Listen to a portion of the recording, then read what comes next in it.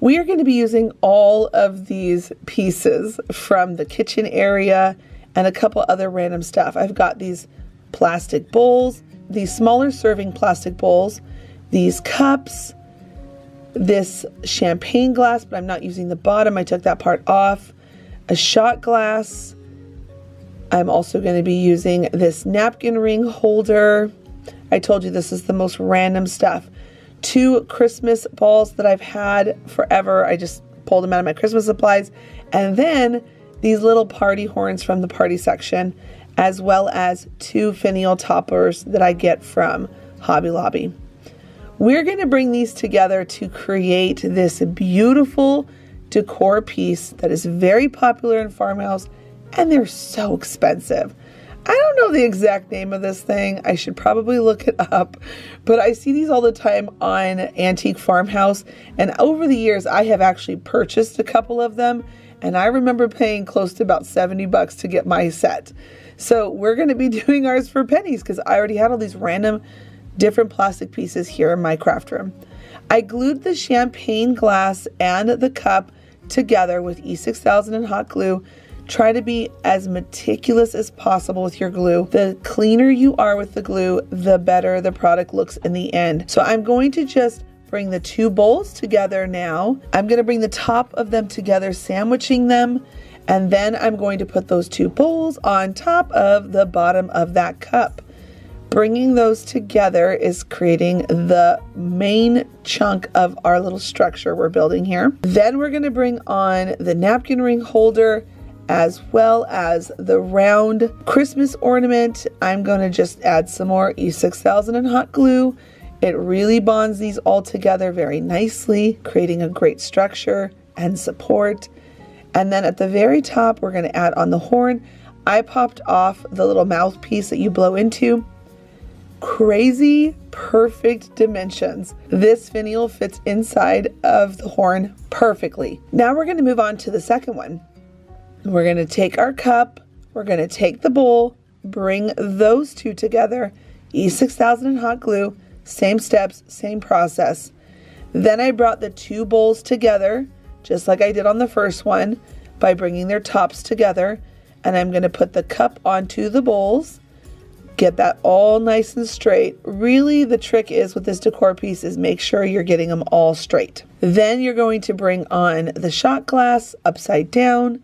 You can see right here, this is how I pop off that little mouthpiece for the noisemaker party toy. Then I'm going to add on the Christmas ornament, the ball, right into the bottom of the shot glass, and then bringing back in that finial into the top of the horn.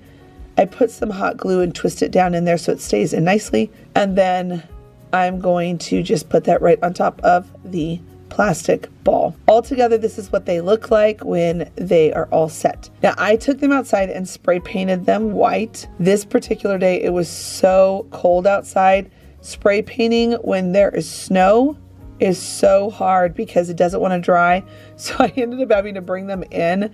And then my dining room smelled like spray paint. It was a mess. I would not necessarily recommend spray painting during the winter time, but it's what I needed to do for this project. So it ended up being fine. I ended up airing out the room a little bit and we were good. But right now what I'm doing is I'm taking some flour, a tablespoon of flour, and I'm mixing in paint to it. This is going to give us a beautiful texture on this decor piece. It's going to allow us to be able to really conceal all of the cracks between the different pieces, making it one big unit.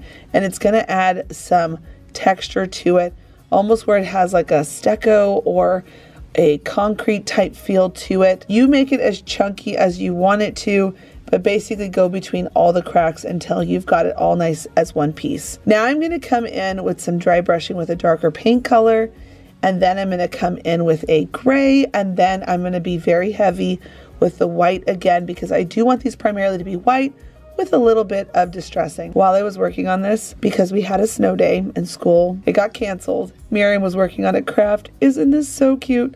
I'll link this kit down below. She loves sewing and doing these little crafts, and they're perfect for her. She's 9. So if you're interested in some kids crafts, go check those out. It's linked down below. Once I got all the paint on, these beautiful decor pieces. I can't wait to style these here in my home and use them year round.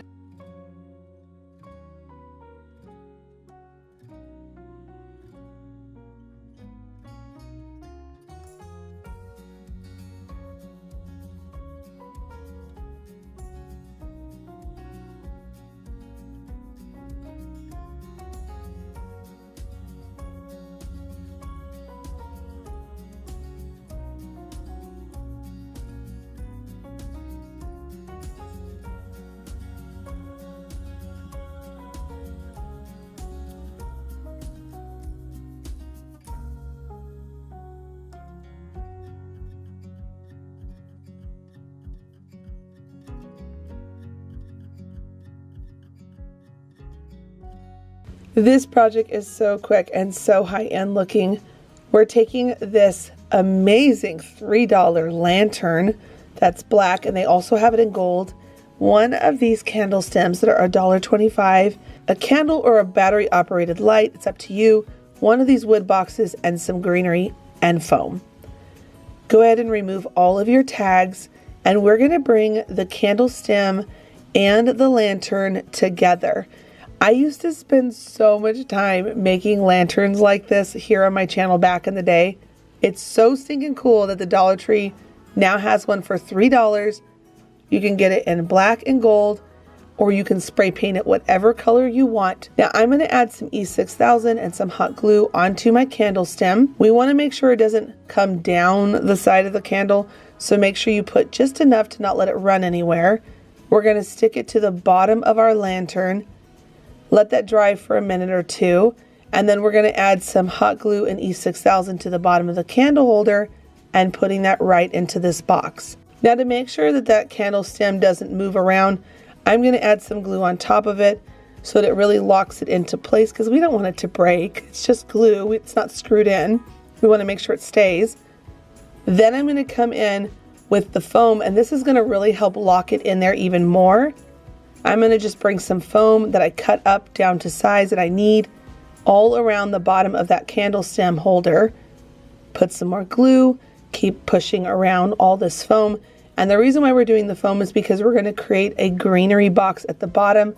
That's going to give it that farmhouse look. Now once I've got that all locked in, I'm now going to come in with my pencil and I'm going to create a whole bunch of little holes.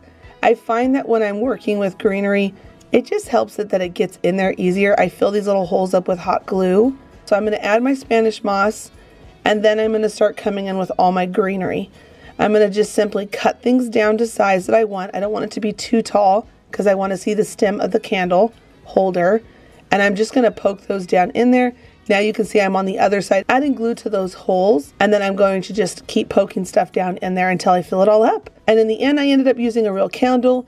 You do what you feel best for your home, but it is such a beautiful piece to put in my bathroom to set the mood when I take a bath or I'm just relaxing at the end of the night.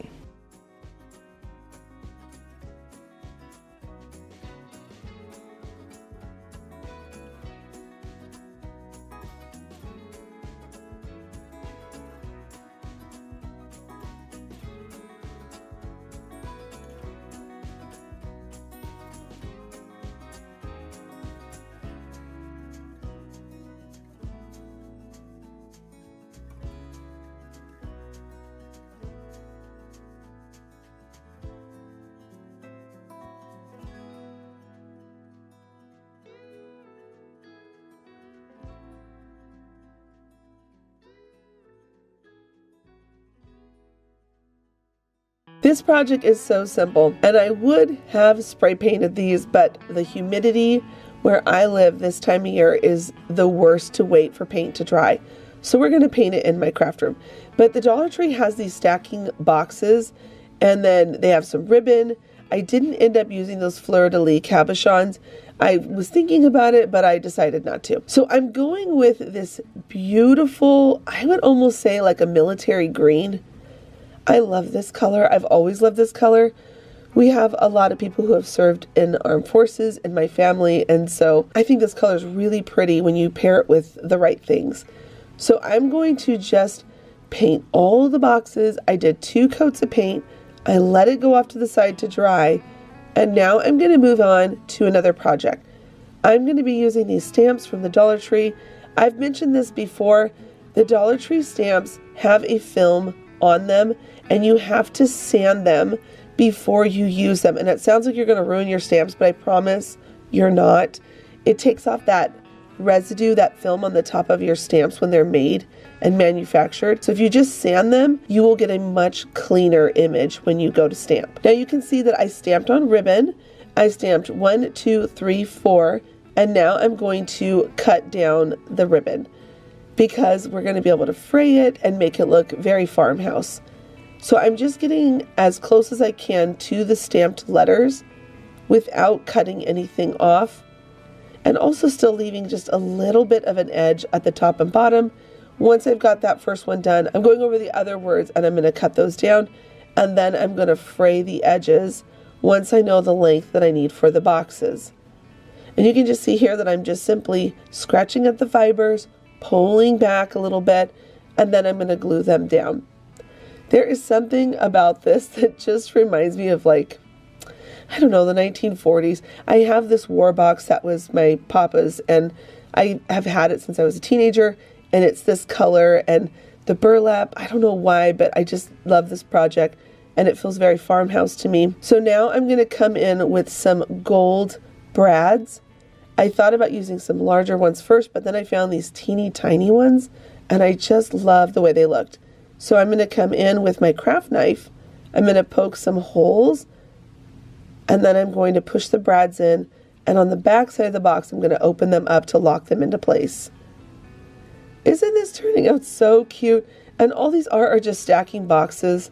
You can pretty much use them however you want, but I'm going for a decor piece, so I'm going to stack mine and lock them into place because I have a very specific place I want to use these in my home.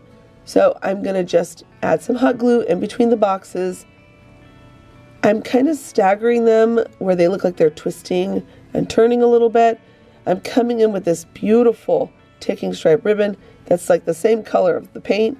I'm going to tie a knot first so then I can come in with the bow much easier and not having to struggle with the tension of the box. Once it's all tied, I cut off the extra and it's ready to display in your home, and it is the most beautiful farmhouse decor piece that is so easy to make.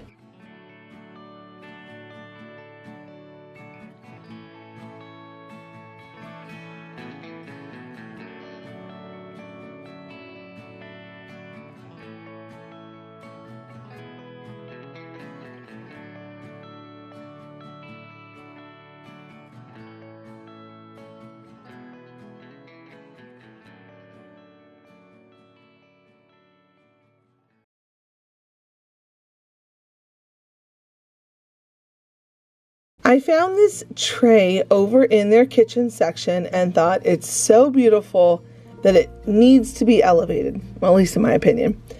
I also found this wall sticker sheet, and then I have some of these little knobs that I get from the craft section at Hobby Lobby and their wood section. Now I have this piece of wood that's left over from another project. I decided that I liked the size of it for the inside of the tray, and I'm going to just use it as a template. I traced around on that wall sticker sheet, and then I'm going to cut out. I am cutting a little bit past that black line because I just want to make it just a little bit bigger, and I'm doing this so that I can lay it down inside of my tray. And what I liked about the size of that wood is I liked that there was still a white band going around the tray. You can decide how big you want your wall sticker to be, but this is such a beautiful way to really spruce up these scallop trays that you can get at the Dollar Tree, and then really add some spring to it. I'm going to pull back that paper on the sticker and then just continue to smooth it out, making sure there's no air bubbles. Once I've got that all down nice and snug and tight and smooth, I'm going to flip it over and take 5 of these knobs. I'm using E6000, to glue them down. And you can see I'm using a little bit more than just a dot so that it kind of curls up and around on the side of the wood, which will really lock it in. Now the Dollar Tree has a bunch of beaded wood wreaths. I just took one of them, cut it down to size, and then I'm going to feed that through and twist the wire. Here is a tip when you work with these: don't twist the wire onto the plastic. It can crack the scallops. So when you're twisting your wire, just be careful, keeping it nice and straight as you can as you twist the wire on to create the handles.